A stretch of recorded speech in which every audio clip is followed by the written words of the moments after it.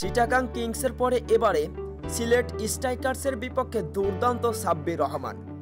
সাব্বির যেন আবারও পুরনো রূপে ফিরেছেন, হয়ে উঠেছেন আগের সেই পুরানো বিধ্বংসী ব্যাটসম্যান সাব্বির রহমান। এক সময়ের ব্যাট বয় খ্যাত সাব্বির রহমান মুখে নয় ব্যাটেই কথা বলতো, তবে মাঝখানে হারিয়ে গিয়েছিলেন সাব্বির।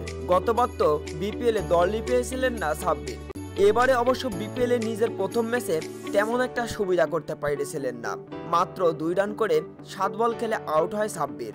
এরপরে চিটাগাং কিংসের বিপক্ষে দুর্দান্ত কামব্যাক সাব্বির, 9 ছক্কা এবং 4টি চারের সাহায্যে 33 বলে 82 রান করেছিলেন সাব্বির।